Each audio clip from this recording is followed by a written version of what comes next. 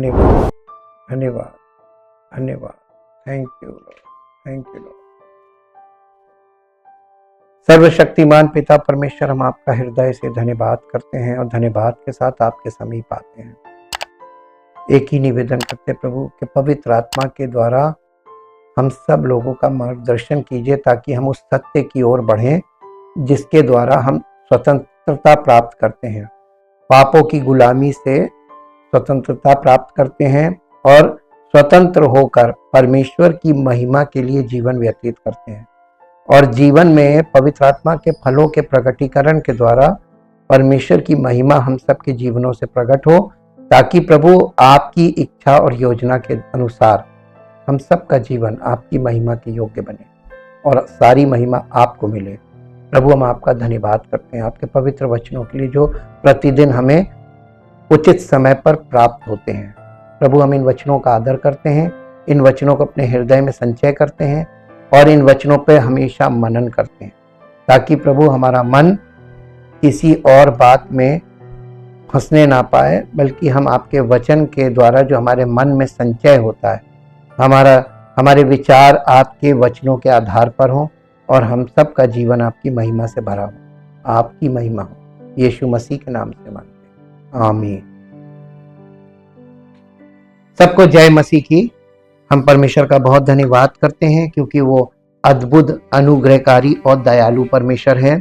जैसा कि हम लोग मूर्ति पूजा के विषय में अध्ययन कर रहे हैं, अभी तक हम लोगों ने प्राचीन काल में किसी ऑब्जेक्ट को लोग वर्शिप करते हैं, केवल इसी विषय में हम लोग पढ़ रहे थे और समझ रहे थे। आज हम कलीसियाओं में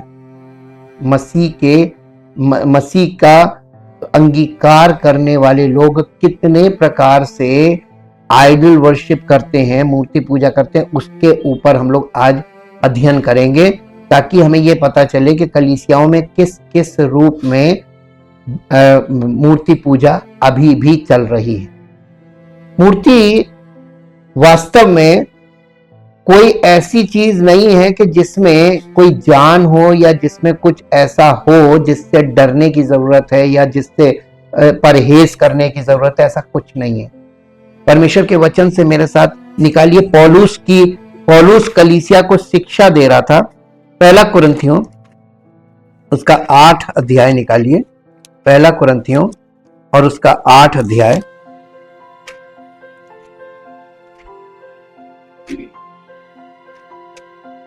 आठ अध्याय में देखिए, मूर्तियों को चढ़ाया गया भोजन। एक्चुअली ये भोजन यहां पर जो लिखा है ना, कंफ्यूज मत होइएगा जब आप इसको पढ़ेंगे, आप संदर्भ को देखिए। अब मूर्तियों के सामने बलि की हुई वस्तुओं के विषय में फिर डैश है। हम जानते हैं कि हम सबको ज्ञान है। पौलुस कलीसिया को कह रहा है, हम जानते हैं, ये उस कुरिन्थियों की कलीसिया को कह रहा है, यह आज की कलीसियाओं को नहीं बोल रहा है। आज की कलीसिया के लोग नहीं जानते। पहली बात तो ये, कभी भी इस संदर्भ को अपने ऊपर लागू नहीं करना है आज की कलीसिया के लोगों को कि ये हमसे कहा जा रहा ना। ये कुरिन्थियों की कलीसिया को, जो परमेश्वर के वचन से और प्रेरितों की शिक्षा में थे, उन लोगों से, कि उनको ये बात बताई गई थी और उनको इस बात का ज्ञान था। ज्ञान का मतलब जानकारी। ज्ञान घमंड उत्पन्न करता है, परंतु प्रेम से उन्नति होती है। यदि कोई समझे कि मैं कुछ जानता हूं तो जैसा जानना चाहिए वैसा अब तक नहीं जानता। ये कलीसिया की दशा उस समय थी जब प्रेरितों की शिक्षा हो रही थी। आज बताइए इसके आधार पर क्या दशा होगी? किसी को कुछ नहीं मालूम, सब एकदम अंधेरे में तीर चला रहे हैं। परंतु यदि कोई परमेश्वर से प्रेम रखता है तो परमेश्वर उसे पहचानता है। अतः मूर्तियों के सामने बलि की हुई वस्तुओं के खाने के विषय में हम जानते हैं कि मूर्ति जगत में कोई वस्तु नहीं है और हम एक को छोड़ और कोई परमेश्वर है ही नहीं। यह सत्यता है, कटु सत्य है ये। यद्यपि आकाश में और पृथ्वी पर बहुत से ईश्वर कहलाते हैं, सो कॉल्ड, इंग्लिश में आप पढ़ेंगे तो सो कॉल्ड हो, सो कॉल्ड, जैसा कि बहुत से ईश्वर और बहुत से प्रभु हैं लोगों के माइंड में, वास्तविकता में कुछ नहीं, लोगों के माइंड में। तो भी हमारे लिए तो एक ही परमेश्वर है, अर्थात पिता, जिसकी ओर से सब वस्तुएं हैं और हम उसी के लिए हैं। और एक ही प्रभु है अर्थात यीशु मसीह, जिसके द्वारा सब वस्तुएं हुई और हम भी उसी के द्वारा हैं। पर सबको ये ज्ञान नहीं, अब पौलुस कह रहा है, मुद्दे पे आ गया संदर्भ, पर सबको ये ज्ञान नहीं, परंतु कुछ तो अब तक मूर्ति को कुछ समझने के कारण मूर्तियों के सामने बलि की हुई वस्तु को कुछ समझ कर खाते हैं और उनका विवेक निर्बल होने के कारण अशुद्ध हो जाता है।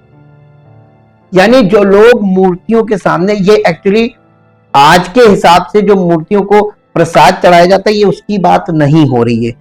ये कुरिन्थियों की कलीसिया में ये बात कर रहा है, और ये जिस स्थान की बात कर रहा है वो दूसरा कंट्री था, और वहां पर ऐसा था कि वहां पे सब मूर्तियां थी, और वो मूर्तियों से भरा देश था, और बहुत मंदिर थे, लेकिन वहां पे एक बलि प्रथा थी।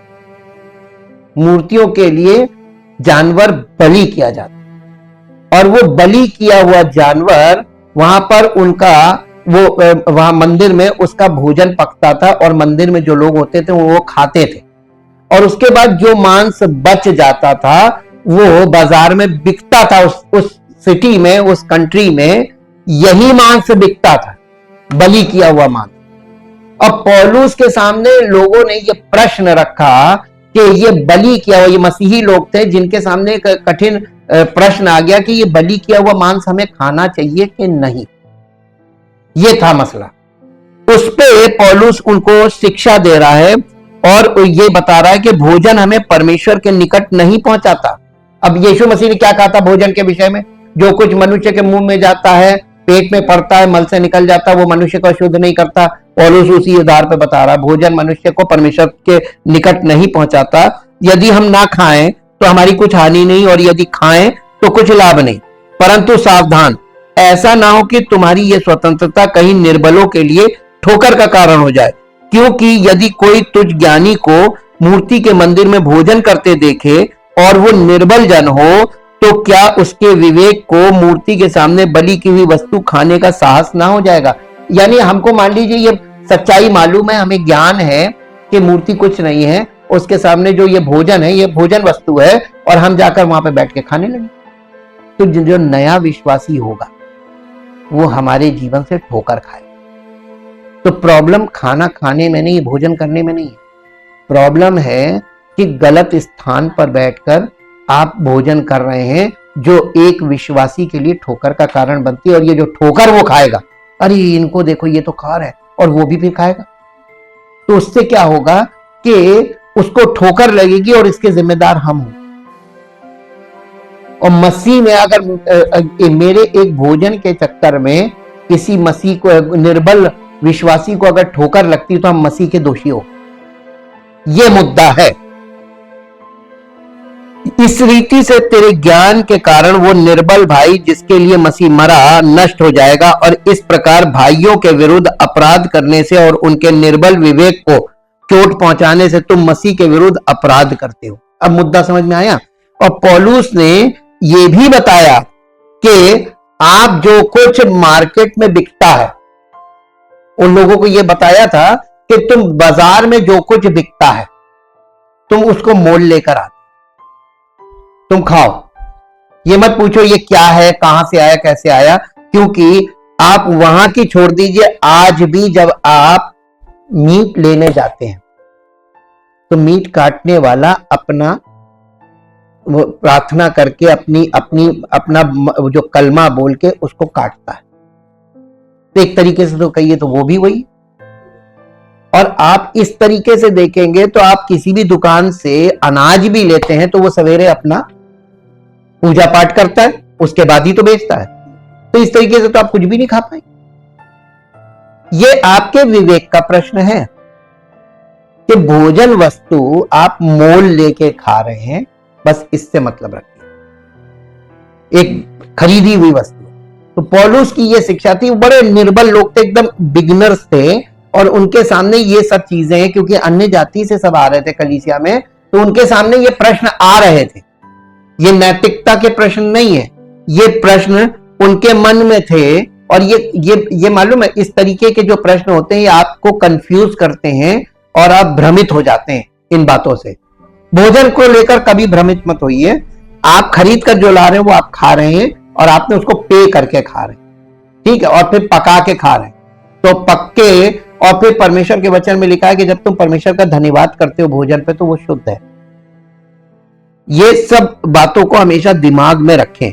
नए नियम में मूर्ति पूजा एक व्यापक अन्वेषण, एक बहुत बड़ा अन्वेषण, यानी एक खोज है ये कि भौतिक मूर्तियों से परे, जबकि भौतिक मूर्तियां मूर्ति पूजा का एक स्पष्ट प्रकटीकरण है।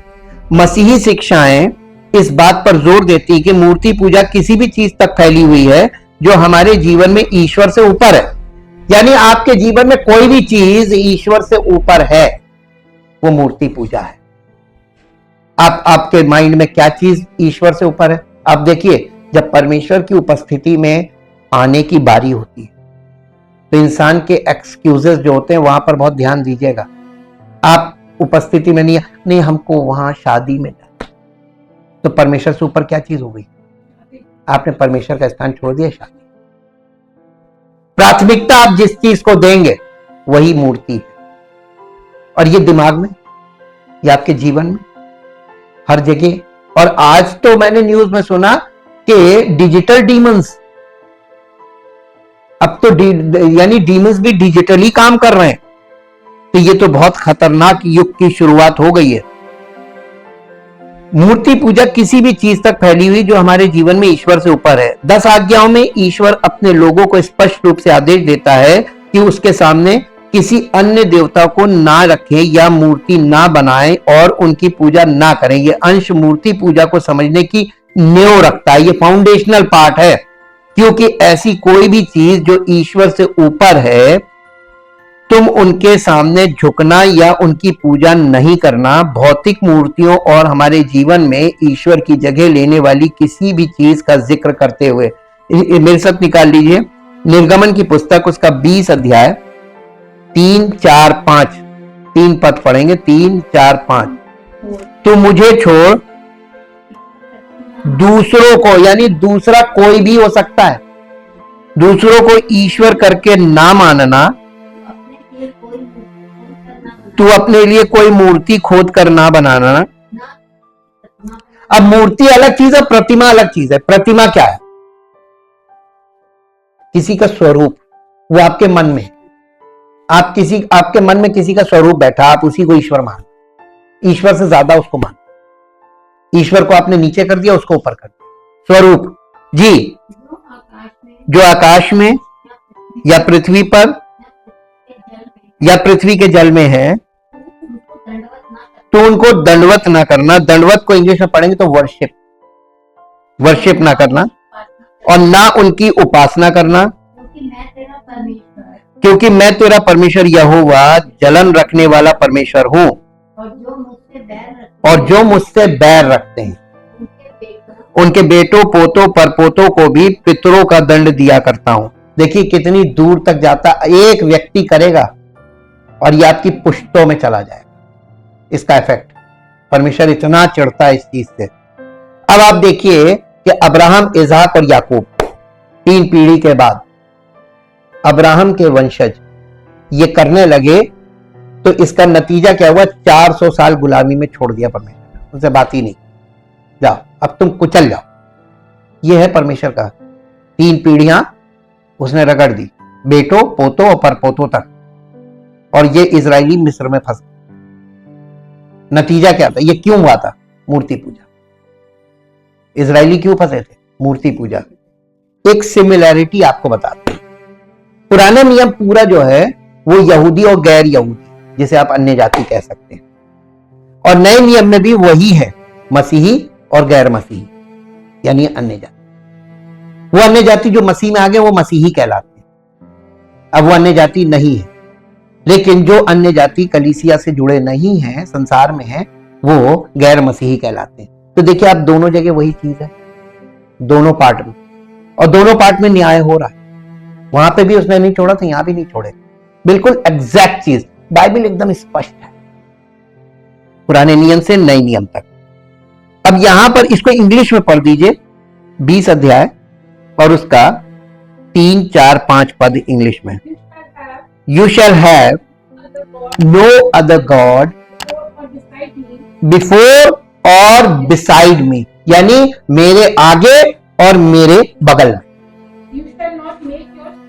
You shall not make yourself any graven image, any graven image, यानी कोई चीज ऐसी गढ़ना मत, ना अपने मन में और ना अपने हाथों से गढ़ना मत, जो परमेश्वर का स्थान ले जी। टू वर्शिप इट और एनी लाइकनेस ऑफ, यानी किसी चीज को इतना मत चाहना, ईश्वर से ज्यादा किसी चीज को मत चाहना। That is in the heaven above, और that is in the earth beneath, और that is in the water under the earth. You shall not bow down yourself to them or serve them, for I the Lord or your God, I am a jealous God, visiting the iniquity of the fathers upon the children to the third and fourth generation of those who hate me। अब आप देखिए यही वाला part, आप देखिए कि Abraham के वंशज 400 साल तक क्यों फंसे थे। ये परमेश्वर ने अब्राहम को पहले बता दिया था, चौथी पीढ़ी में मैं उन्हें निकालूंगा। 4 पीढ़ी तक परमेश्वर का क्रोध बना रहा, और वो मिस्र के गुलामी में घिसे जा रहे थे, रगड़े जा रहे थे। गुलामी बहुत खराब चीज होती है।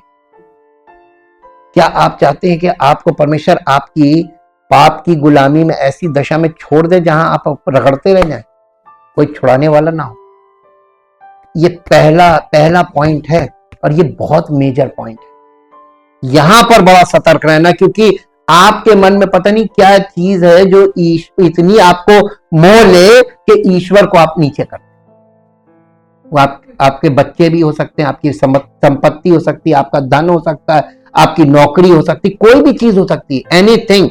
अब ये देखिए कलीसिया में, हम इसको कलीसिया में अब देखेंगे। यहूदी रिलीजन के आधारभूत पदों में, जिसे शेमा के नाम से जाना जाता है, मूसा ने इजरायलियों को अपने प्रभु परमेश्वर से अपने पूरे दिल, आत्मा और शक्ति से प्रेम करने का निर्देश दिया।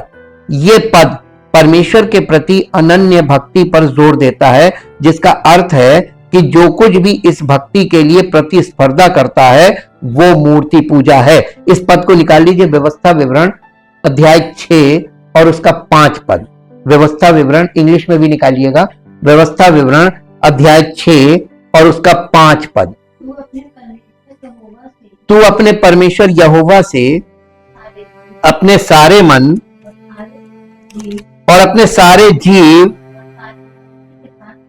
और सारी शक्ति के साथ प्रेम रखना, और ये आज्ञाएं नहीं, बस तू अपने परमेश्वर यहोवा से अपने सारे मन, सारे जीव और सारी शक्ति के साथ प्रेम रखना। ये एक आज्ञा है ये, और ये आज्ञा किसने हमको दी है? यीशु मसीह ने। यीशु मसीह ने दी। परमेश्वर ने यहूदियों को पहली आज्ञा जो थी 10 आज्ञाओं में वो दी थी, ठीक। और प्रभु यीशु मसीह ने हमको जो आज्ञा दी वो ये दी पहली आज्ञा, कि तो अपने प्रभु अपने परमेश्वर से अपने सारे मन, अपने सारे जीव, अपनी सारी बुद्धि से प्रेम करना। तो इसमें क्या क्या चीज है जिससे प्रेम करना है परमेश्वर से? अपने सारे मन से, सारे जीव से और सारी शक्ति के साथ। सारी शक्ति के साथ। तो आप अपनी शक्ति किसको देते हैं? जिसको आप सबसे ज्यादा प्यार करते हैं, ठीक। इसको इंग्लिश में पढ़िए। and you shall love the Lord your God with all your mind। अब 1 मिनट रुक जाइए। with all your mind, आप अगर सारे माइंड, मन का मतलब माइंड ही होता है, बुद्धि से नहीं, बुद्धि से आप परमेश्वर से प्रेम करते हैं। एक पॉइंट लेते हैं, माइंड। आप अपने सारे माइंड से परमेश्वर से प्रेम करते हैं, तो आपका माइंड ये खोजेगा कि सच्चा ईश्वर है कौन जिसको हमें प्रेम करना। तो आपको मालूम है बहुत सरलता से ईश्वर मिल जाएगा। जैसे ही आप क्रूसीफिक्शन देखेंगे, परमेश्वर का प्रेम कि हमसे इतना प्रेम किया कि अपने इकलौते पुत्र को जो निष्पाप था, हमारे पाप उस पर लाद कर हमारे एवज में उसको बलि किया ताकि हमको क्षमा मिले और हम परमेश्वर की संतान बन जाए। ये प्रेम है। तो आप अगर सारे मन से परमेश्वर से प्रेम करना चाहते हैं तो माइंड आपका कहां लगा होना चाहिए? परमेश्वर के प्रेम को खोजिए, खोजने में लगना चाहिए। तो कहां खोजता कोई? आपका माइंड इस बात में लगा रहता कहां क्या मिल रहा, कहां से क्या मिल सकता, कैसे मिल सकता, क्या वो जुगत लगाते रहते ईश्वर से। इसीलिए तो नहीं मिलेगा, कोई ईश्वर को नहीं खोजता, कोई ईश्वर से प्रेम नहीं करता, सब अपने स्वार्थ की खोज में लगे रहते। और ऐसी दशा में परमेश्वर आपकी सुधि नहीं लेगा। जब तक आप परमेश्वर की ओर मुड़ेंगे नहीं तब तक परमेश्वर आपकी सुधि नहीं लेगा। अब शुरुआत मनुष्य की ओर से, परमेश्वर अपना काम करके और इंतजार कर रहा है जो कोई चाहे प्रभु के पास। अब आप बताइए सुसमाचार स्पष्ट है कि नहीं? परमेश्वर कभी किसी को लालच दिया क्या मैं तुम्हें ये दूंगा? वो झूठ बोलता नहीं। वो तुमको क्यों पटाएगा? तुम्हें जरूरत है परमेश्वर की, तुम्हें उद्धार की जरूरत है, तो परमेश्वर क्यों लालच देगा तुमको क्या आओ मैं तुम्हें ये दूंगा? झूठा सुसमाचार क्या कहता है?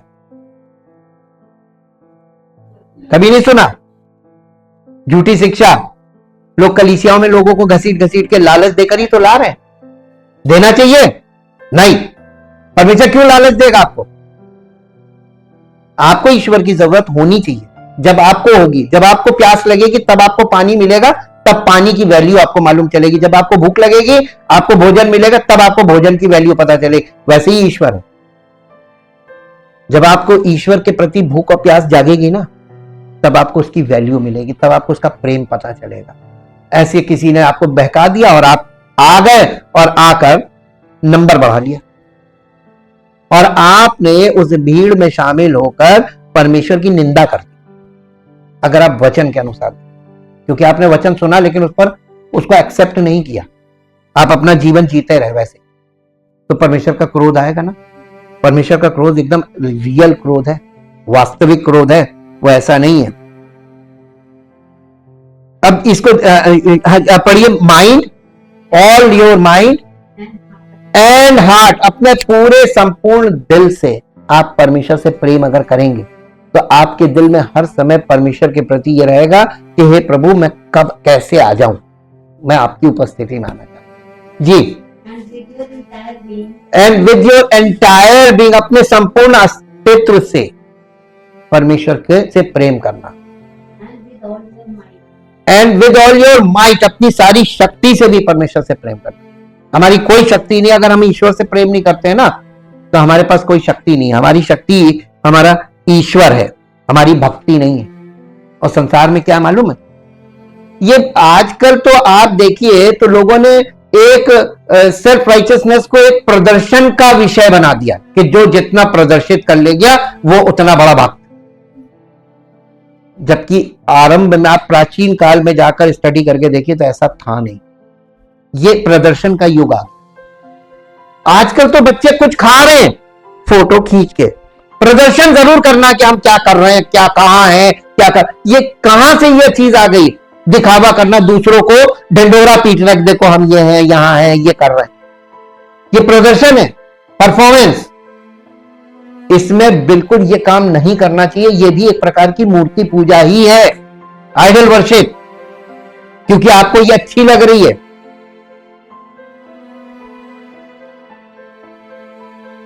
अपने पहाड़ी उपदेश में यीशु दो स्वामियों की सेवा करना असंभव बताते हैं, ईश्वर और धन। आप ईश्वर और धन दोनों की सेवा नहीं कर सकते। ये पद इस सिद्धांत को रेखांकित करता है कि जो कुछ भी ईश्वर से अधिक महत्वपूर्ण है, जिसमें भौतिक धन भी शामिल है, वो मूर्ति पूजा है। आप ईश्वर को और मूर्ति पूजा को दोनों को साथ साथ लेकर नहीं चल सकते। ये यीशु मसीह कह रहा था, दो स्वामी। आपने दो स्वामी बना रखे, एक तरफ आपका मन धन में लगा रहता है, दूसरा हमें प्रभु के पास जाना है मांगने। एक तरफ मांगने आ रहे हैं और एक तरफ धन में मन लगा। ये मूर्ति पूजा, लालच बराबर मूर्ति पूजा नए नियम में। तो नई वाचा के अंतर्गत देखिए वही चीज यहाँ एडवांस हो गई। जो वहां पर एक ऑब्जेक्ट की वर्शिप करते थे, आज वो वर्शिप बदलकर आपका जुनून भी एक वर्शिप है, ये भी एक मूर्ति है।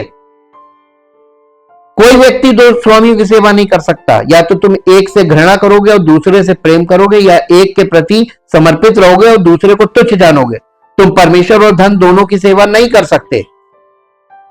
कुलस्सियों को लिखे अपने पत्र में पौलुस विश्वासियों को निर्देश देता है कि वे अपनी सांसारिक प्रकृति यानी सांसारिक स्वभाव से संबंधित हर चीज को मार डालें, जिसमें यौन अनैतिकता, अशुद्धता, वासना, बुरी इच्छाएं और लालच शामिल हैं, जिसे वो मूर्ति पूजा के बराबर मानता है। ये अंश मूर्ति पूजा की परिभाषा को न केवल भौतिक वस्तुओं बल्कि पापपूर्ण इच्छाओं और दृष्टिकोणों को भी शामिल करता है, जो ईश्वर की आज्ञाकारिता पर आत्मसंतुष्टि को प्राथमिकता देते हैं। आज बताइए, लोग अपनी खुद की सेल्फ सेटिस्फैक्शन के लिए ये सब कर रहे हैं ना। अभी जैसे मैंने बताया, फोटो खींचने में ये कर रहे हैं, वो कर, ये सेल्फ सेटिस्फैक्शन, आत्म संतुष्टि, ये भी मूर्ति पूजा है। अब बताइए कलीसियाओं में चल रही कि नहीं चल रही? सब लोग कर रहे हैं, जबकि होनी नहीं चाहिए थी। मेरे साथ पद निकाल लीजिए, कुलस्सियों की पत्री 3 अध्याय 5 पद। कुलस्सियों की पत्री, इसलिए अपने उन अंगों को मार डालो जो पृथ्वी पर हैं, अर्थात व्यभिचार, अशुद्धता, दुष्कामना, बुरी लालसा और लोभ को, जो मूर्ति, ये सब चीजें जो लिस्ट बताई गई है, ये सब जो मूर्ति पूजा के बराबर है। अब आप इसमें से बताइए, इस लिस्ट में से कौन सी चीज आपके स्वभाव में नहीं है? सब है। इन्हें मार डालना, इनको हमेशा के लिए खत्म कर देना है, ताकि आप एक तरफ से परमेश्वर को समर्पित, इन सब बातों से बिल्कुल अलग हो जाए। इसमें सांसारिक वासना, भौतिकवाद, अहंकार और स्वार्थ शामिल है, जो हमारी इच्छाओं और महत्वाकांक्षाओं को परमेश्वर की इच्छा से ऊपर प्राथमिकता देता है। आज कोई व्यक्ति कलीसिया में अपने आप को इतना बड़ा चढ़ा के ऐसी गवाहियां देता है, ऐसा वो करता है, प्रदर्शन जो कर रहा है, परफॉर्मेंस, इस पे एक बिग क्वेश्चन मार्क है। आपको कलीसिया में प्रदर्शन करने के लिए नहीं बुलाया, आपको समर्पण करने के लिए बुलाया।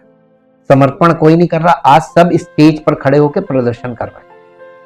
I am the super believer. किसको दिखा रहे हो? दुनिया में सब लोग अपने अपने रिलीजन का प्रदर्शन कर रहे हैं, तो कलीसिया कौन सी कम है? यहां पर भी तो सब अपना प्रदर्शन करने में लगे हुए हैं, जबकि होना नहीं चाहिए। ये प्रदर्शन का विषय नहीं है, ये बड़ा गंभीर विषय है, और इसमें गंभीरता से आपको परमेश्वर के वचन पर मनन करना है, पवित्र आत्मा के निर्देशों को सुनकर ग्रहण करना है और अपने जीवन में लागू करना है। मेरे साथ एक पद निकालिए जो आपको मिलेगा, पहला यूहन्ना 2 अध्याय, पहला यूहन्ना 2 अध्याय और उसका 15, 16, 17 3 पद पढ़ेंगे। पहला यूहन्ना, ना तो संसार से और ना संसार में की वस्तुओं से प्रेम रखो। यदि कोई संसार से प्रेम रखता है तो उसमें पिता का प्रेम नहीं है, क्योंकि जो कुछ संसार में है, अर्थात शरीर की अभिलाषा और आंखों की अभिलाषा और जीविका का घमंड, ये पिता परमेश्वर की ओर से नहीं है, परंतु संसार की ओर से। अब देखिए, जब पवित्र सत्य का आत्मा आएगा तो संसार को पाप, धार्मिकता और न्याय के विषय में निरुत्तर करेगा। ये काम से कहां से करेगा? वचन से। पवित्र आत्मा कहां से करेगा? वचन से काम करेगा ना। तो वचन आपको चुभने वाला होगा। पवित्र आत्मा की सेवकाई में वचन चुभने वाला होगा, और अगर वचन चुभने वाला नहीं होगा तो पवित्र आत्मा की सेवकाई नहीं है। अगर कहीं पर कोई परमेश्वर का मसीह का सेवक बन के बैठा है और वो आपसे मीठी मीठी बातें कर रहा है तो सावधान हो जाइए, वो मसीह का सेवक नहीं है, क्योंकि उसके द्वारा पवित्र आत्मा बात नहीं कर रहा है। और जहां पवित्र आत्मा बात करेगा, हार्ड लैंग्वेज बोलेगा कि आपको चुभे, आपको चोट लगे, और ऐसी जगह से लोग निकलकर भागते हैं और जहां आपको जाने का मन ना करे। हमने आपको एक बार पहले बताया था ना कि कलीसिया वो जगह है, ऑपरेशन थिएटर की जगह, जहां जाने से हर आदमी डरता है। बेहोश ना किया जाए तो ऑपरेशन किया नहीं जा सकता, उठ के भागेगा, है ना। इसीलिए वहां बेहोश करके किया जाता है। जब आप परमेश्वर की उपस्थिति में आते हो तो परमेश्वर आपको एक तरीके से आत्मिक तौर पर बेहोश ही रखता है और आपकी आत्मा में काम करता रहता है। बस बने रहो। शुरुआत में आपको कुछ नहीं समझ में आएगा, हो सकता है किसी को 10 साल, किसी को 15 साल, किसी को 20 साल नहीं समझ में आएगा। बने रहो, धीरे धीरे पवित्र आत्मा अपना काम करता रहेगा। धीरे धीरे आपकी मन की आंखें ज्योतिर्मय होने लगेंगी। तुम ना तो संसार से न संसार की किसी वस्तु से प्रेम रखो। यदि कोई संसार से प्रेम रखता है तो उसमें पिता के लिए प्रेम नहीं है, क्योंकि जो कुछ संसार में है, अर्थात शरीर की अभिलाषा, आंखों की अभिलाषा और जीविका का घमंड, वो पिता की ओर से नहीं परंतु संसार की ही की ओर से है। संसार और उसकी अभिलाषाएं मिटती जाती हैं, पर जो कोई परमेश्वर की इच्छा पर चलता है वो सर्वदा जीवित रहेगा। इस संसार के सदृश न बनो। ये मैं पढ़ रहा हूं रोमियो 12 अध्याय का 2 पद। इस संसार के सदृश ना बनो, परंतु तुम्हारी बुद्धि के नए हो जाने से तुम्हारा चाल चलन भी बदलता जाए, तब तुम परमेश्वर की भली और भावती और सिद्ध इच्छा अनुभव से मालूम करते रहोगे। हे व्याभिचारिणियों, याकूब की पत्री 4 अध्याय का 4 पद। याकूब की पत्री 4 अध्याय का 4 पद यहां पे लिखा है, हे व्याभिचारिणियों, क्या तुम नहीं जानती कि संसार से मित्रता करनी परमेश्वर से बैर करना है। इसलिए जो कोई संसार का मित्र होना चाहता है वो परमेश्वर का बैरी बन जाता है। फिर एक और पद पढ़ते हैं, मत्ती 6 अध्याय उसका 19, 20 और 21 पद पढ़ेंगे। मत्ती 6 अध्याय 19, 20 और 21 पद। अपने लिए पृथ्वी पर धन इकट्ठा ना करो, जहां कीड़ा और काई बिगाड़ते हैं और जहां चोर सेंध लगाते और चुराते हैं, परंतु अपने लिए स्वर्ग में धन इकट्ठा करो, जहां ना तो कीड़ा ना काई बिगाड़ते हैं और जहां चोर ना सेंध लगाते और ना चुराते हैं, क्योंकि जहां तेरा धन होगा। अब आप देखिए लोगों का मन कलीसिया में क्यों नहीं लगता है। ये प्रिंसिपल है, सिद्धांत है। आप जहां धन लगाते हैं, अपना इन्वेस्ट करते हैं ना, आपका मन वहीं लगा रहता है। तो आप कलीसिया में, प्रभु में कहां लगाते? अगर प्रभु में आप भेंट दें तो आपका मन प्रभु में लगेगा। तो हमने आपको बहुत पहले बताया था ना, गिविंग इज वेरी इंपॉर्टेंट। और इसको इन लोगों ने इतना गंदा कर दिया है कि इस विषय की सच्चाई बोलने में भी थोड़ा सोचना पड़ता है कि लोगों को इस लेवल पे लाएं कि हम बोले तो वो इस सत्य को समझ पाए कि giving is also the part of the worship service. ये हमारी आराधना सभा का एक हिस्सा है, गिविंग। और गिविंग जो है वो धन्यवाद, हम परमेश्वर को अपने फिजिकली, प्रैक्टिकली परमेश्वर को भेंट देकर, धन्यवाद की भेंट देकर सबके सामने ये दिखाते कि हम अपने परमेश्वर से प्यार करते हैं और अपने परमेश्वर को धन्यवाद की भेंट दे रहे हैं। केवल मुंह से, होठों से धन्यवाद नहीं कर रहे हैं, हम वास्तविक धन्यवाद कर रहे हैं अपनी भेंट देकर। ये इतना इंपॉर्टेंट है।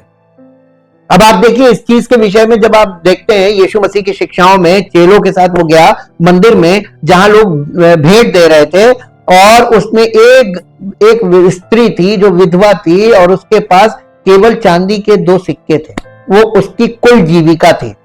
उसने वो पूरे डाल दिए, दोनों चांदी के सिक्के। यीशु मसीह वहां पे खड़ा देख रहा था। यीशु मसीह का सबसे ज्यादा इस स्त्री ने दिया। चेलों ने तुरंत काउंटर क्वेश्चन किया, कैसे प्रभु, लोगों ने तो इतना ढेर ढेर दिया। कहने लगे नहीं, सबने अपनी बढ़ती में से दिया, परंतु इसने अपनी सारी जीविका दे दी। ये उसका विश्वास था। ये विश्वास का बीज है।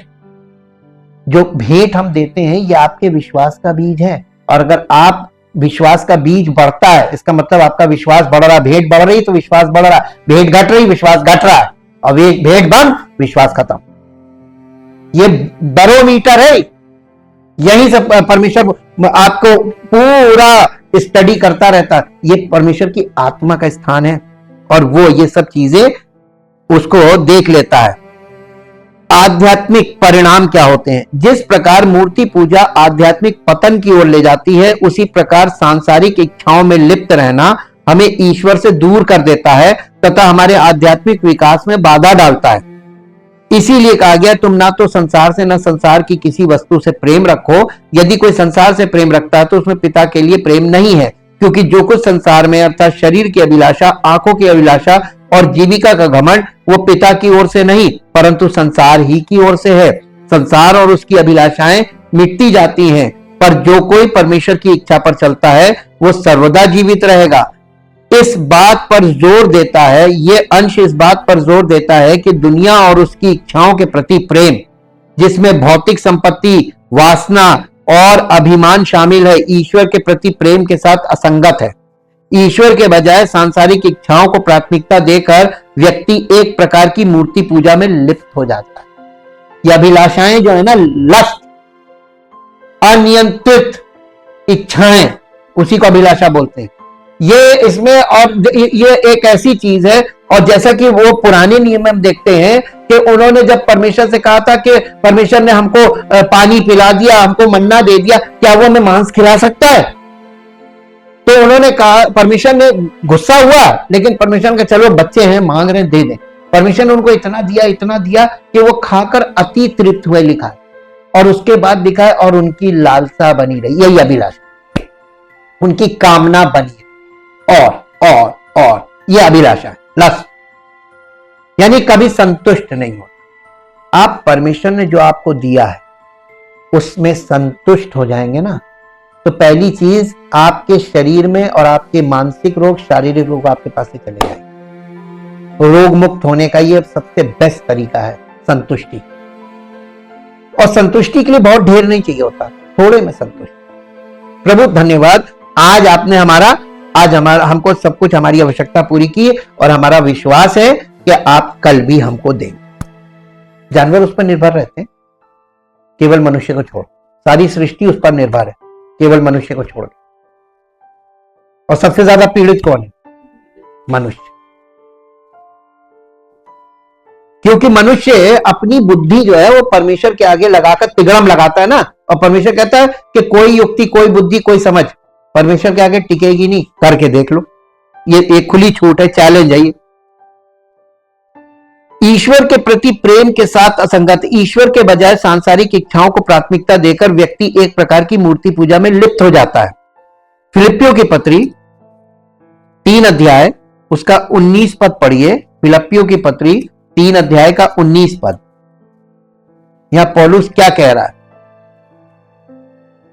3 अध्याय का 19 पद, उनका अंत विनाश है, उनका ईश्वर पेट है।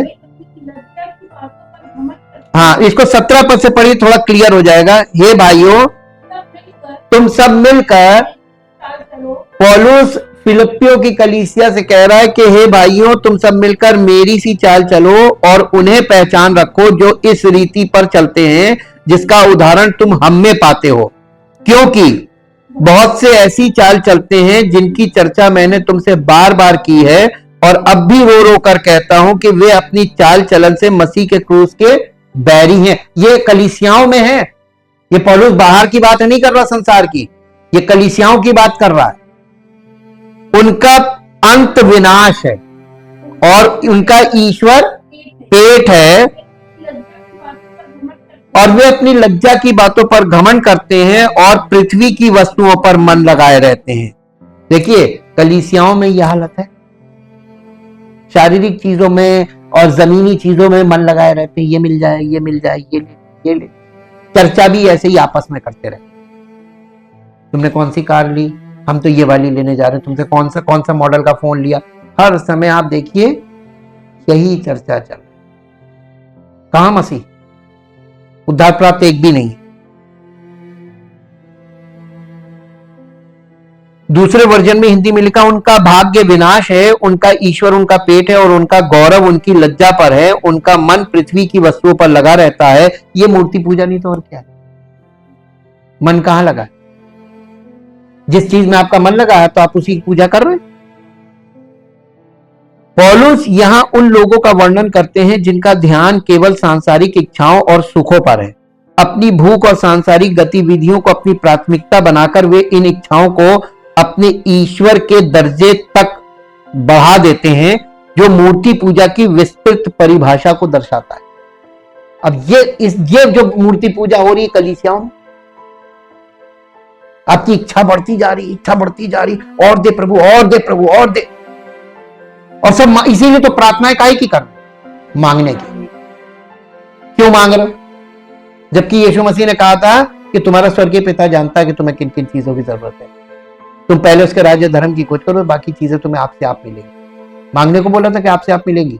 खोज करने को बोला था, वो खोज कोई नहीं कर रहा है। उसके राज्य धार्मिकता की खोज कोई नहीं कर रहा है। और इसीलिए परमेश्वर रोमियो में पौलुस के द्वारा उसने कहा, एक भी धर्मी नहीं, कोई समझदार नहीं, कोई परमेश्वर को खोजने वाला, सब अपने स्वार्थ की खोज में लगे हुए। ये प्रार्थनाएं स्वार्थी प्रार्थनाएं, इसीलिए सुनता नहीं। तो मांगते हो, पाते नहीं, क्योंकि अपने बुरे उद्देश्य से कि हमें भोग विलास में, अपने भोग विलास में उड़ा दो, इसलिए मांगते हो। नहीं सुनेगा। अब मांग के देखिए, नहीं सुनेगा। निकाल लीजिए मेरे साथ एक पद जो आपको मिलेगा, पहला यूहन्ना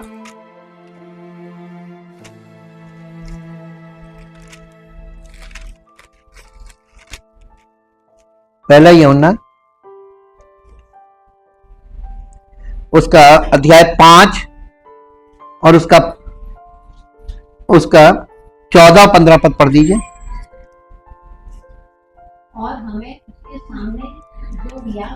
और हमें उसके सामने जो हियाव होता है वो ये है कि यदि हम उसकी इच्छा के अनुसार कुछ मांगते हैं तो वो हमारी सुनता है।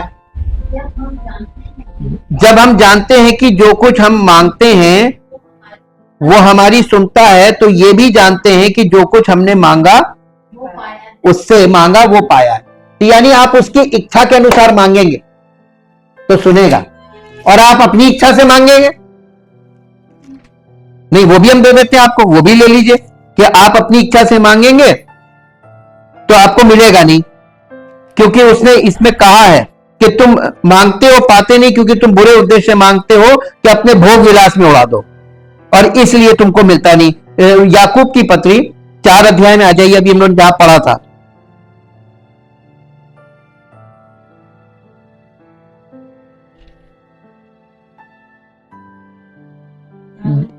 हाँ, 2 पद से पढ़िए, 2 पद और 3 पद पढ़िए। तुम लालसा रखते हो और तुम्हें मिलता नहीं, इसलिए तुम हत्या करते हो, तुम डाह करते हो और कुछ प्राप्त नहीं कर पाते, तो तुम झगड़ते और लड़ते हो। तुम्हें इसलिए नहीं मिलता कि मांगते नहीं, तुम मांगते हो और पाते नहीं, इसलिए कि बुरी इच्छा से मांगते हो। आगे लिखा है, अपने भोग विलास के लिए मांग। स्वार्थी, आप परमेश्वर से, स्वार्थी व्यक्ति परमेश्वर से प्रार्थना बहुत ज्यादा करता है। पहली बात आपको ये पहचान बता रहे हैं, जो ज्यादा प्रार्थना करता है समझिए स्वार्थी है, वो अपनी इच्छा पूरी करने के लिए मांग रहा है, और परमेश्वर की इच्छा के अनुसार नहीं मांगेगा, उसकी सुनी नहीं जाएगी। अब आप बताइए कौन सी प्रार्थना करेंगे? लोगों को एकदम बस ये वाला विषय, प्रार्थना का विषय जो है, उन्होंने लोगों पे ऐसा थोप रखा है कि सच्चाई, विश्वास कोई नहीं करता, प्रार्थना सब करते हैं। विश्वास राई के दाने के बराबर नहीं। प्रार्थनाएं देखिए 2-2 घंटे 4-4 घंटे की है, अर्थ नहीं समझे। What the Bible says and what the Bible means, Bible क्या कह रही है और इसका कहने का तात्पर्य कहां क्या है, इसको अभी किसी ने नहीं समझा। सब एक ही लाइन में खड़े होकर एक से सुर में बोल रहे हैं, और इसी का प्रैक्टिस हो रही है कि कौन कितना लच्छेदार बोल सकता है। शुद्ध नहीं, शुद्ध बोलने वाले आपको मिलेंगे नहीं, सत्य का आत्मा के बिना कोई सत्य नहीं बोल सकता। ये आपस में कंपटीशन ये कि कौन कितना लच्छेदार यानी कौन कितना ज्यादा लोगों को लुभा सकता बोल, ये कंपटीशन चल रहा है। अपनी भूख और अपनी पौलुस यहां उन लोगों का वर्णन कर रहे हैं जिनका ध्यान केवल सांसारिक इच्छाओं और सुखों पर है। अपनी भूख और सांसारिक गतिविधियों को अपनी प्राथमिकता बनाकर वे इन इच्छाओं को अपने ईश्वर के दर्जे तक बढ़ा देते हैं, जो मूर्ति पूजा के विस्तृत परिभाषा को दर्शाता है। यीशु की शिक्षा परमेश्वर और धन दोनों की एक साथ सेवा करना असंभव बताती है। जब लोग परमेश्वर से ज्यादा धन और भौतिक संपत्ति की खोज को प्राथमिकता देते हैं तो वे मूर्ति पूजा में लिप्त होते हैं, जब इसी चीज में लगी जाते हैं। आजकल लोग क्या कर रहे हैं? इफिसियों 5 अध्याय का 5 पद पढ़ दीजिए। इफिसियों की पत्री 5 अध्याय का 5 पद।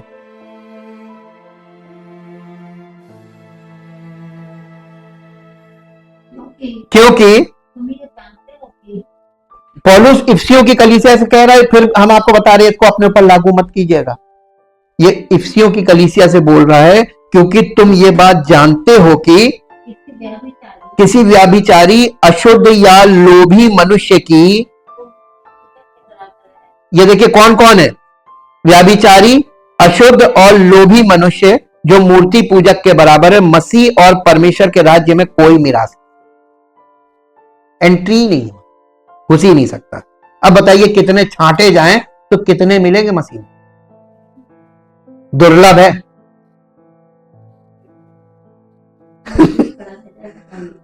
पौलुस लालच को मूर्ति पूजा के बराबर मानते हैं और इस बात पर जोर देते हैं कि जो लोग ईश्वर की इच्छा से ज्यादा अपनी स्वार्थी इच्छाओं को प्राथमिकता देते हैं वे मूर्ति पूजक व्यवहार में लिप्त हैं। अब आप देखिए, अब आप देखना शुरू कीजिए कि कितने लोग प्रार्थनाओं पे जोर डाल रहे हैं। और प्रार्थनाएं क्या? मांगो, जो कुछ चाहो मांगो। वचन को पहले परमेश्वर पवित्र आत्मा के द्वारा आपको अपना वचन जब तक ना समझाए आप उससे आगे भागो मत। अपनी स्वार्थी अभिलाषाओं को मारो, उन्हें जिलाओ मत। पूरे नए नियम में प्रेरित विभिन्न प्रकार की मूर्ति पूजा के विरुद्ध चेतावनी देते हैं तथा सांसारिक सुखों की खोज और स्वार्थी महत्वाकांक्षाओं की निंदा करते हैं। एक पद निकालिए जो आपको मिलेगा, रोमियो की पत्री उसका पहला अध्याय 21, 22, 23, 24, 25, 21 से 25 तक पढ़ दीजिए जी। इस कारण की परमेश्वर को जानने पर भी उन्होंने परमेश्वर के योग्य बड़ाई और धन्यवाद ना किया, परंतु व्यर्थ विचार करने लगे। यहां तक व्यर्थ विचार करने लगे कि उनका निर्बुद्धि मन अंधेरा हो गया। वे अपने आप को बुद्धिमान जताकर मूर्ख बन गए और अविनाशी परमेश्वर की महिमा को नाशवान मनुष्यों और पक्षियों और पशुओं और रेंगने वाले जंतुओं की मूरत की समानता में बदल डाला। इस कारण परमेश्वर ने उन्हें उनके मन की अभिलाषाओं के अनुसार अशुद्धता में छोड़ दिया। जाओ करो अशुद्धता जितनी करनी, कि वे आपस में अपने शरीरों का अनादर करें। उन्होंने परमेश्वर की सच्चाई को बदलकर झूठ बना डाला और सृष्टि की उपासना और सेवा की, ना कि उस सृजनहार की जो सदा धन्य है। आमीन। रोमियो को लिखी पौलुस के पत्र में मूर्ति पूजा के परिणामों पर प्रकाश डाला गया है, जिसमें बताया गया है कि कैसे लोगों ने परमेश्वर की महिमा को नश्वर मनुष्य और प्राणियों जैसी छवियों के लिए बदल दिया। वो इस बात पर जोर देता है कि ऐसी मूर्ति पूजा नैतिक पतन और आध्यात्मिक अंधेपन की ओर ले जाती है। तो आज बताइए, नैतिक पतन और आध्यात्मिक अंधेपन में सब है? देख सकते हैं आप वचन को अगर समझ रहे हैं तो आप देखिए आंख उठा के, आपको सब यही लोग दिखाई देंगे कि आज क्या दशा है। ये पौलुस के द्वारा पवित्र आत्मा हमको यहां पर दिखा रहा है वचन में ले जाकर। कुलस्सियों को लिखे अपने पत्र में पौलुस विश्वासियों को अपनी सांसारिक इच्छाओं को मारने की सलाह देता है, जिसमें यौन अनैतिकता, अशुद्धता, वासना, बुरी इच्छा और लोभ शामिल हैं, जिन्हें वो मूर्ति पूजा के बराबर मानता है। तुम मांगते हो पाते नहीं इसलिए कि बुरी इच्छा से मांगते हो ताकि अपने भोग विलास में उड़ा दो। अभी हम लोगों ने पढ़ा याकूब सांसारिक इच्छाओं से प्रेरित स्वार्थी प्रार्थनाओं के विरुद्ध चेतावनी देता है। स्वार्थी प्रार्थनाओं के विरुद्ध चेतावनी, और अगर मैंने बोल दिया तो लोगों को बहुत वो लगता है, मना करते हैं। जब पवित्र आत्मा हमको कह रहा है ये काम ऐसे नहीं होगा, stop, this is wrong, don't do anything in the presence of God with your sinful heart. First cleanse your heart. मेरा इंग्लिश में जो हमने बोला समझ में आ गया ना? परमेश्वर की उपस्थिति में अपने दिल अपनी इच्छा से कुछ भी ना करें, क्योंकि आप पापी स्वभाव के हैं, आपकी इच्छाएं भी पापी हैं। जब तक आपका हृदय शुद्ध ना हो जाए और जब तक पवित्र आत्मा के अभिषेक में ना हो, तब तक आप परमेश्वर की उपस्थिति में कुछ करने लायक नहीं है। और कैसे लोगों को सब कुछ करवाया जा रहा, प्रदर्शन नहीं, डेमोन्स्ट्रेशन में और प्रदर्शन में अंतर है।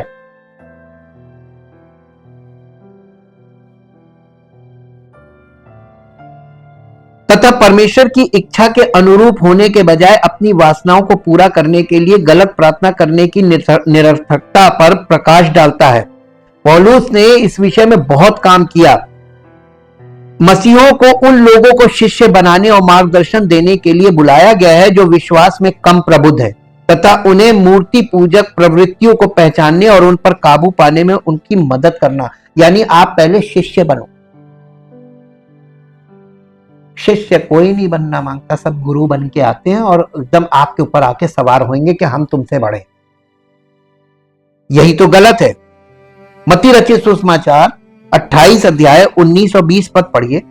ये बहुत इंपॉर्टेंट है, बहुत इंपॉर्टेंट, कलीसिया के लिए बहुत इंपॉर्टेंट है। इसलिए तुम जाओ, यीशु मसीह यहां पर भेज रहा है सेवकों को, अपने प्रेरितों को, इसलिए तुम जाओ, सब जातियों यानी सब राष्ट्रों के लोगों को चेला बनाओ और उन्हें पिता और पुत्र और पवित्र आत्मा के नाम में बपतिस्मा दो और उन्हें सब बातें जो मैंने तुम्हें आज्ञा दी है मानना सिखाओ, और देखो मैं जगत के अंत तक तुम्हारे संग हूं। तब कब संग रहेगा? जब आप उसकी इस बड़ी बुलाहट में शामिल होंगे तो वो आपके साथ रहेगा। आज सेवकों के साथ इसलिए नहीं है क्योंकि सब अपने स्वार्थ की सेवा कर रहे हैं। पौलुस ने लिखा उनका जो ईश्वर उनका पेट है, वो अपनी लालसा पूरी करने के लिए ऐसा कर रहे हैं। महान आदेश के रूप में ये वाला पद जाना जाता है। यीशु अपने शिष्यों को निर्देश देते हैं कि जाओ और सब जातियों के लोगों को चेला बनाओ। क्या बनाओ? तो ये क्या गुरु थे? नहीं। गुरु कौन था?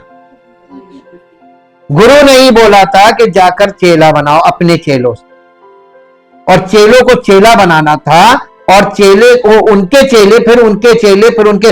आप देखिए पहली सदी की कलीसिया जो प्रेरितों से शुरू हुई थी, उनके 3 पीढ़ियां चेलों की थी, 3 पीढ़ियां। और उसके बाद वो चेला वाला सिस्टम खत्म हुआ और कलीसिया भ्रमित हो गई।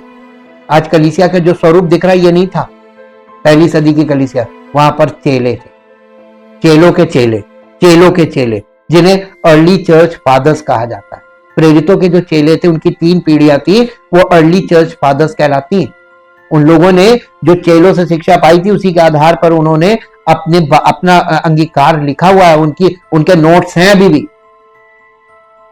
लोग इतना गलत तरीके से काम कर रहे हैं और बिल्कुल भी नहीं डर रहे हैं कि यार परमेश्वर कितना क्रोधित होता है गलत गतिविधियों से।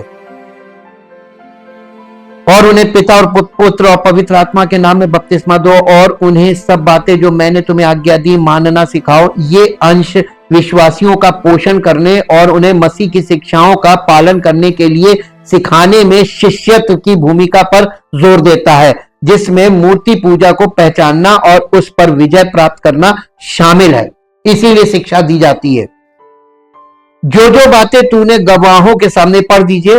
2 तीमुथियुस 2 अध्याय और उसका 2 पद। 2 तीमुथियुस 2 अध्याय उसका 2 पद। और जो बातें तूने बहुत से गवाहों के सामने मुझसे सुनी है, उन्हें विश्वास योग्य लोगों को सौंप दे जो औरों को भी सिखाने के योग्य हो। तो आपके पास चेले होने चाहिए ताकि आप वो दूसरों को भी जाके वो भी चेला बनाए, तब कलीसिया बढ़ती है। पौलुस अपने शिष्य तिमोथी को निर्देश देते हैं, और जो बातें तुमने मुझसे गवाहों के सामने मुझसे सुनी है उन्हें विश्वसनीय लोगों को सौंप दो जो दूसरों को सिखाने के योग्य भी होंगे। ये पद शिष्यत्व के माध्यम से एक पीढ़ी से दूसरी पीढ़ी तक विश्वास की शिक्षाओं को आगे बढ़ाने के महत्व पर प्रकाश डालता है। दूसरों को सलाह देने और मार्गदर्शन करने के द्वारा विश्वासी उन्हें मूर्ति पूजक प्रवृत्तियों को पहचानने और उन पर काबू पाने में मदद कर सकते हैं। ये पद निकालिए, गलातियों की पत्री 6 अध्याय उसका पहला और दूसरा पद पढ़िए। गलातियों की पत्री 6। हे भाइयों, यदि कोई मनुष्य किसी अपराध में पकड़ा जाए तो तुम जो आत्मिक हो, कैसे बताया? हम लोग क्या करते हैं? गुस्से में फट जाते। यही तो गलत है, आपने अपना स्वभाव प्रकट कर दिया। तुम जो आत्मिक हो, नम्रता के साथ ऐसे को संभालो और अपनी भी चौकसी रखो कि तुम भी उसके चक्कर में परीक्षा में ना पड़ जाओ। जी, तुम एक दूसरे का भार उठाओ और इस प्रकार तुम मसीह की व्यवस्था को पूरा करो। देखिए, मसीह की व्यवस्था क्या कहती है? एक दूसरे का भार उठाओ। हम मालूम है स्वार्थी हैं, हम हमारा परिवार, हमारे बच्चे, हम हमारा परिवार, हमें किसी से कोई मतलब। इतने समय से आप कलीसिया में आ रहे हैं और अभी तक दूसरों के प्रति प्रेम नहीं जागा, इसका मतलब अभी आप परमेश्वर से प्रेम नहीं करते, क्योंकि जैसे ही आप उससे प्रेम करेंगे उसका प्रेम हमें विवश करता, आपस में प्रेम। ये सार है, ये बहुत बारीक चीज, जो अंदर है वो बाहर तभी प्रकट होगा जब सच में होगा। पौलुस विश्वासियों को प्रोत्साहित करते हैं कि वे एक दूसरे का बोझ उठाएं और इस तरह आप मसीह के नियम को पूरा करें। शिष्यत्व में साथी विश्वासियों के साथ चलना उनकी आध्यात्मिक यात्रा में सहायता, मार्गदर्शन और जवाबदेही प्रदान करना शामिल है। एक दूसरे का बोझ उठाकर शिष्य एक दूसरे को मूर्ति पूजक प्रवृत्तियों को पहचानने और उन पर काबू पाने में मदद कर सकते हैं। इसी प्रकार एक और पद निकालिए जो आपको मिलेगा तीतुस की पत्री, उसका 2 अध्याय 3, 4 और 5 पद। तीतुस की पत्री 2 अध्याय उसका 3, 4 और 5 पद। इसी प्रकार देखिए, कलीसिया में बूढ़ी स्त्रियों को निर्देश दिया जा रहा, कैसा होना चाहिए? बूढ़ी स्त्रियों को उनका चाल चलन पवित्र लोगों सा हो, वे दोष लगाने वाली और पियक्कड़ नहीं पर अच्छी बातें सिखाने वाली हो, ताकि वे जवान स्त्रियों को दुआ करना सिखाएं। हाँ, क्या क्या चेतावनी दे? अपने पतियों और बच्चों से हाँ, और संयमित का कारोबार करने वाली और अपने पति के आगे रहने वाली, ताकि परमेश्वर के वचन की निंदा न होने पाए। महिलाओं के, बूढ़ी महिलाओं को कैसी शिक्षा देनी है? जवान स्त्रियों को जो विवाहित हैं, मालूम है? इसी प्रकार बूढ़ी स्त्रियों को भी ऐसा होना चाहिए कि वो कैसी हो? चाल चलन में पवित्र हो, दोष लगाने वाली या पियक्कड़ ना हो, परंतु अच्छी बातें सिखाने वाली। वो अच्छी बातें क्या है? तब वे जवान स्त्रियों को समझा सकेंगी कि अपने पतियों और बच्चों से प्रेम रखें। यह है शिक्षा, पारिवारिक शिक्षा देनी है। बाकी तो कलीसिया में पवित्र आत्मा शिक्षा दे रहा है ना, आध्यात्मिक शिक्षा। तो आपस में कौन सी शिक्षा है? व्यवहारिक शिक्षा। विश्वासी लोग आपस में व्यवहारिक शिक्षा का आदान प्रदान करें। वो अपने स्त्रियों को, जवान स्त्रियों को जो विवाहित हैं, उनको इस बात के लिए उत्साहित करें कि वो अपने पति और बच्चों को वो क्या सिखाएं? तब वे जवान स्त्रियों को समझा सकेंगी कि अपने पतियों और बच्चों से प्रेम रखें, संयमी हो और पवित्र रहें, घर के कामकाज में व्यस्त रहें, भली हो और अपने पति के अधीन रहें, ताकि कोई परमेश्वर के वचन की निंदा ना करने पाए। कलीसिया के लोगों के जीवन से ही, परमेश्वर की परिवारों से ही परमेश्वर के वचन की, परमेश्वर की निंदा होती है, उनके गलत चाल चलन से। पौलुस ने तीतुस को निर्देश दिया कि वो बड़ी उम्र की महिलाओं को, युवा महिलाओं को अपने पतियों और बच्चों से प्यार करना, संयमित और पवित्र रहना, घर के कामों में व्यस्त रहना, दयालु होना और अपने पतियों के अधीन रहना सिखाएं, ताकि कोई भी परमेश्वर के वचन की निंदा ना करे। ये अंश विश्वासियों का पोषण करने और उन्हें विश्वास में बढ़ने में मदद करने के लिए अंतर पीढ़ी विशेषत्व के महत्व पर जोर देता है, जिसमें मूर्ति पूजक प्रवृत्तियों को संबोधित करना और उन पर विजय पाना शामिल है।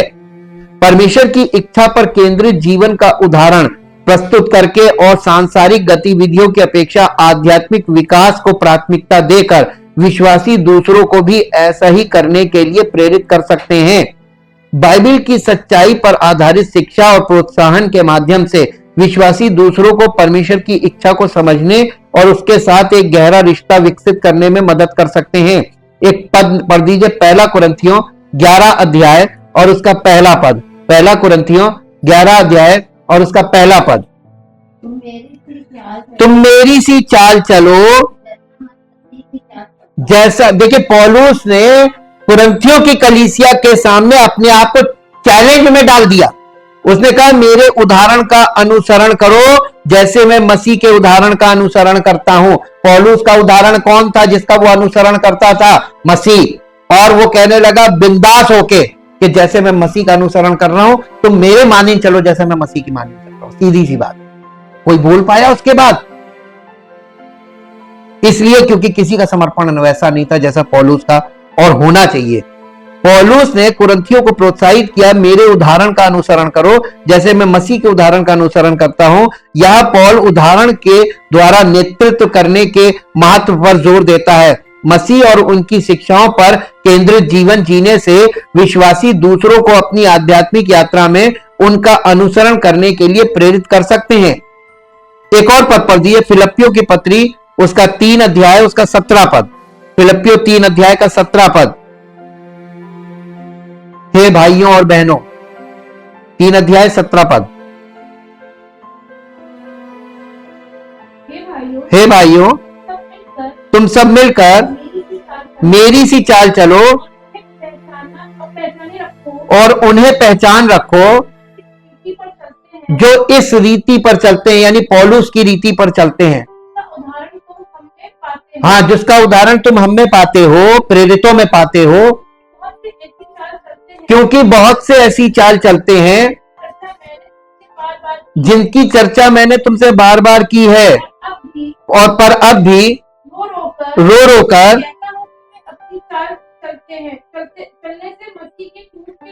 हाँ, वो अपने चाल चलन में मसीह के क्रूस के बैरी हैं। ऐसे लोगों को पहचानना सीखो। पौलुस फिलिप्पियों से आग्रह करते हैं भाइयों और बहनों मेरे उदाहरण का अनुसरण करने में एक साथ शामिल हो जाओ और जैसे तुम हमें एक आदर्श के रूप में देखते हो वैसे ही उन लोगों पर नजर रखो जो हमारे जैसा जीवन जीते हैं। और ये पद उन लोगों के जीवन को आदर्श बनाने के महत्व को रेखांकित करता है जो आध्यात्मिक विकास और ईश्वर की इच्छा के प्रति आज्ञाकारिता को प्राथमिकता देते हैं। एक तीतुस की पत्री 2 अध्याय में फिर आइए, तीतुस की पत्री के 2 अध्याय में आइए और उसका 7 और 8 पद पढ़ दीजिए। सब बातों में अपने आप को भले कामों का नमूना बना। तेरे उपदेश में क्या होनी चाहिए? सफाई होनी चाहिए, यानी स्पष्ट होना चाहिए और गंभीरता होनी चाहिए और ऐसी खराई यानी प्योरिटी, शुद्धता पाई जाए कि कोई उसे बुरा ना करे, जिससे विरोधी हम पर कोई दोष लगाने का अवसर ना पाकर लज्जित हो। आपके यानी आप पवित्र आत्मा के द्वारा जब बोलेंगे तो जो आप पर दोष ढूंढता है वो लज्जित हो जाएगा। या आप खुद लड़ लो उनसे खड़े हो। आज लोग क्या कर रहे हैं? लड़ने को तैयार हैं। यहां पे करेक्शन करने की जरूरत है अपने कि आप क्या बोल रहे हैं, कैसे बोल रहे हैं। सुनने में लोगों को स्पष्ट हो रहा है कि नहीं हो रहा है। पौलुस तीतुस को निर्देश देते हैं हर बात में अच्छाई करके उनके लिए आदर्श स्थापित करो।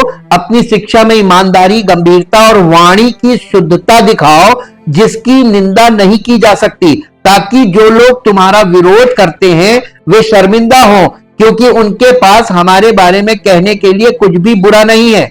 ये अंश धार्मिक जीवन जीने और बाइबल की सच्चाई पर आधारित शिक्षा के माध्यम से सकारात्मक उदाहरण स्थापित करने के महत्व पर प्रकाश डालता है।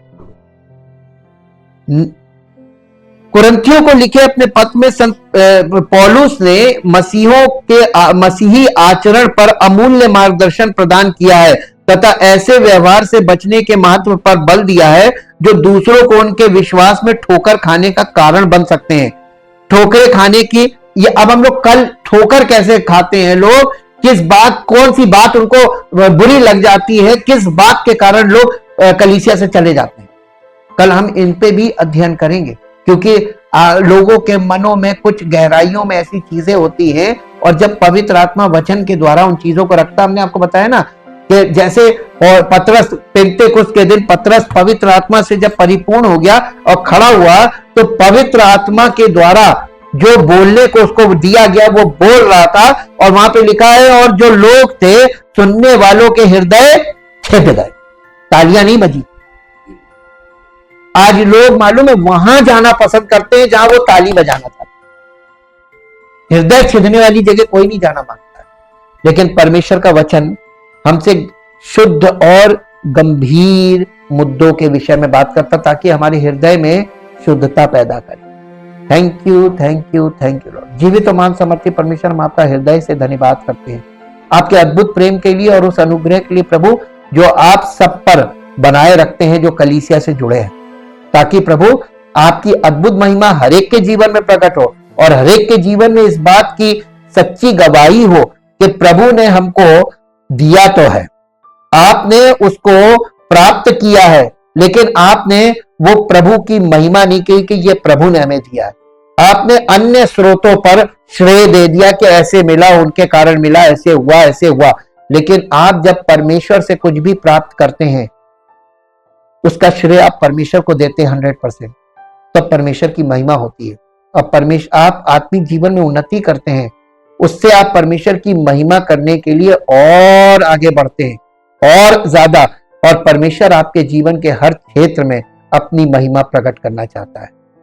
परमपिता परमेश्वर, हम आपका हृदय से धन्यवाद करते हैं आपके अद्भुत कार्यों के लिए जो आप कलीसिया के हर परिवार और हर व्यक्ति के हृदय में कर रहे हैं, ताकि प्रभु हमारा भीतरी मनुष्यत्व आपकी महिमा के योग्य हो, ताकि हमारा जीवन आपकी महिमा से भरा जीवन हो और आपका आदर और महिमा आपको मिले। इस प्रार्थना को प्रभु यीशु मसीह के पवित्र नाम से मांगते हैं, आमीन। Praise the Lord.